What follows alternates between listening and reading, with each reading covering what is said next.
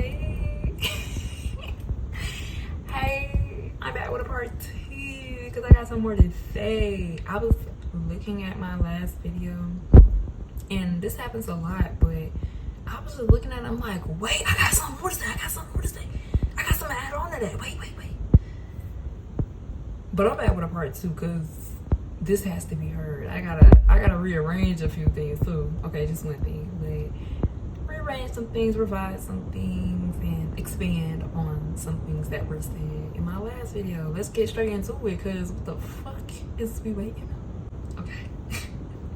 Okay, so first of all, in my last video, I talked about how the body can process the body. One of the functions of the body is to process information, and the example that I gave was from external stimuli. Now I know it was just one example, but it's just like I want to throw in the fact that the body also processes information internally, and that is where, and not all the time, but that is where the body gets prompted to take action 9 times out of 10.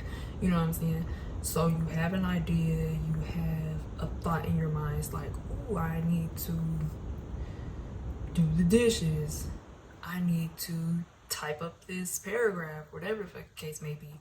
But you get a prompt from the mind. The body processes that information. Whatever the mind is directing the body to do, it processes that, and then it executes it. I just want to really put that out there. Like, I couldn't leave it hanging just like, oh, externally, you get hit and this is what happened. I also wanted to share the other side to that. Just some real slight, since we put it in there anyway. So, in my last video, I was having trouble seeing the mind being anything else but a receiver. It's like, when the hell does the mind ever really send out any type of signals? Like, in whatever way? And after watching my video, I clearly understood how it did that. I mean, I feel like I said it my own self and I didn't even realize it as I was making the video. But the mind as a receiver, right? It's receiving channels. We have the ability to say, I don't want this here. And in me saying, I don't want this and letting it go, that is communicating, that is sending out a signal to either send more of that thing or less. But if I keep it in my mind space, it's going to begin to send more. If I prompt my body to act on that thought, it will bring in more. That's kind of an indirect way, if I'm prompting the body to do something based off of that thought and it brings in more. But still, that showcases the way that the mind is able to not just receive and be a receiver, but it can also transmit information and energy. So yeah. Okay. I'm on my chill shit today. I swear I'm chilling today. Okay, so next, we're gonna touch on the 5D. We gotta touch on the 5D. So, before I made the video that I made, before I made part 1, I had already touched on the ideas of soul versus spirit, right? From my understanding, the soul is something that's far beyond what the spirit could ever be, right? The soul is a fraction of the universe. And I see the spirit to be the thing that is a energetic makeup of the body, right? That's what a spirit is. Or just an energetic makeup of, see, I ain't really think that far. It might just be the body. You got spirits floating around. Is it just all bodies, people who were here in the past? Or is it just lingering spirits of, I don't know. I mean, because a tree can have a spirit that can float around and float to me. I would say it's of living things. I feel like everything has an energetic makeup, but spirits are the energetic makeup of living things. That's where I'm gonna leave that at for right now. Will I change my mind? Maybe, bitch. I'm allowed to. Okay. But with that all being said, the soul is. I'm moving too fast. When I went and wrote that the soul was an instrument of the 5D, I took into account of what I already believed about the soul and the spirit, and I contemplated on which one I should put, but I was just like, no, I'm gonna put the soul, because like it's the ultimate, it's the ultimate thing. Like, yeah, that's the instrument. But I don't see that to be true. And not only that, but I also don't think the soul is any what connected to the 5D. I feel like the soul goes way beyond the third, fourth, fifth dimensions. And I realize that because we have to look at the dimensions as a whole. We have to step back and look at it as a whole and realize that when I'm talking about the third, the fourth, the fifth dimension, we are talking about life here on Earth. Even though it can get a bit mystic, it can get a bit unseen, it's life here on Earth, and it's kind of confined to just that. Kind of. Mostly.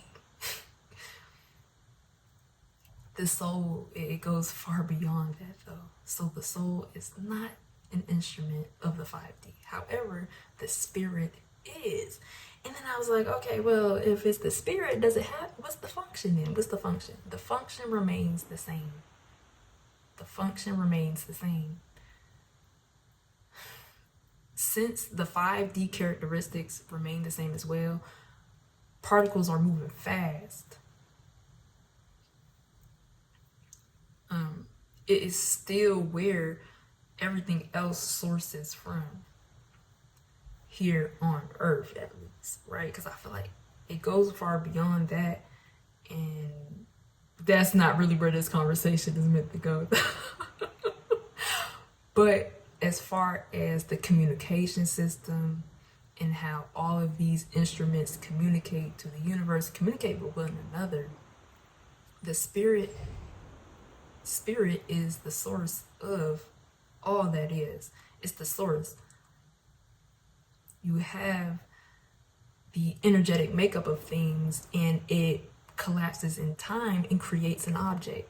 That is how that unfolds. That is how that works, that operates.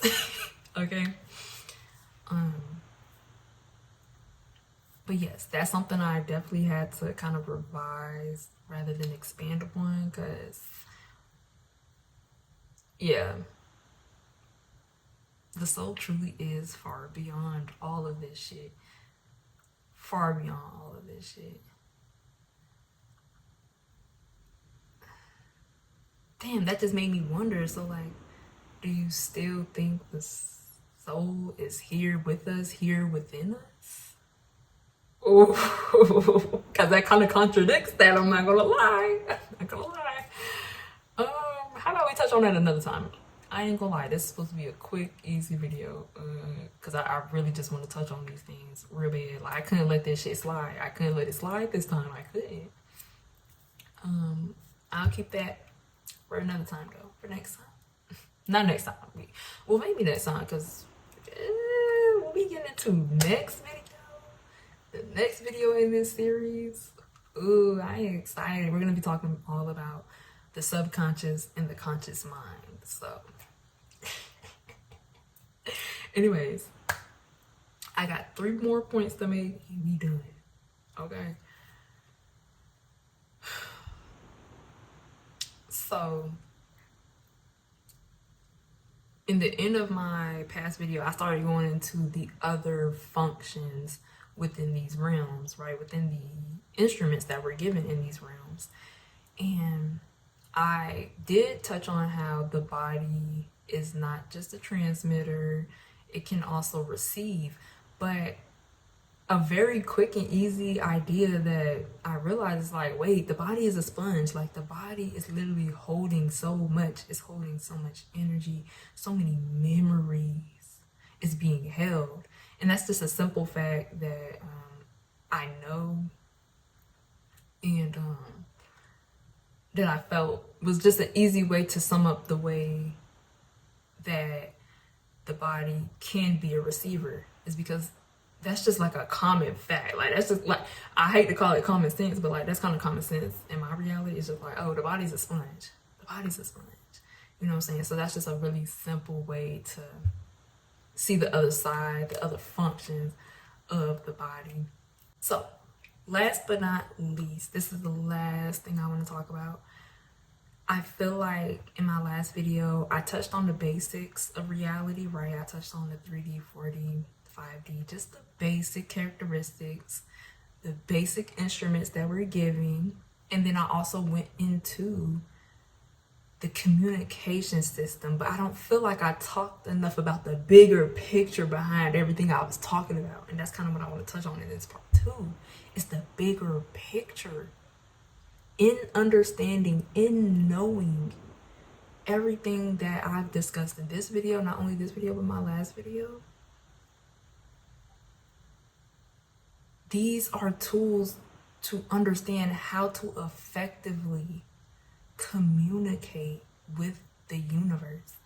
Everyone does not believe in that, and that's cool, that's okay. Fill in the blanks where you need to, but this is essentially how we communicate with the universe, by understanding what each instrument's role is. It has other roles, cool. It can do other things, cool. But as far as communication goes, it got one thing, one function. It got one responsibility in order to communicate.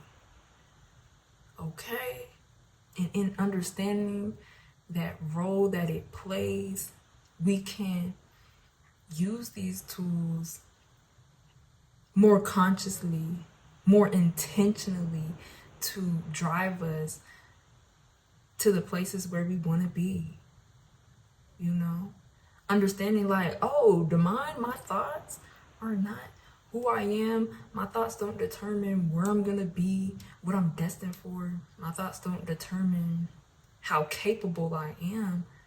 And you can simply just see your thoughts as, this is just stuff that I'm picking up on based off of perhaps the environment I'm in, perhaps the people I'm around, perhaps the action that I've taken in the past, perhaps the experiences that ignited those actions.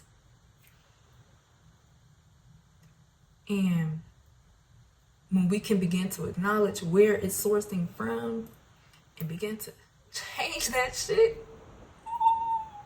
I want this for all of us, for real.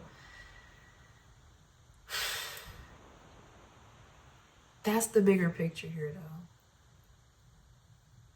This is how we communicate to the universe on what the fuck we want,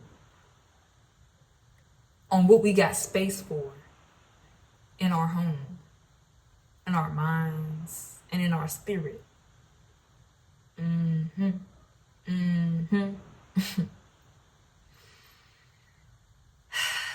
I don't know what more to say to that, but I feel it so heavy in me. Like, it's a simple part to everything it is that I have to discuss. But right now, it literally means the world. Just understanding how we communicate. Not as a whole, but broken down into pieces, understanding each part to this bitch. Like, you know what I'm saying? You can't just take a computer and just take one part of it and think you know what's going on. You gotta break that bitch down. Key for key, button for button, plug for plug, bitch. Okay, and there's so much more going on in there that I don't know about, but we just gonna talk about the basics. You know what I'm saying? But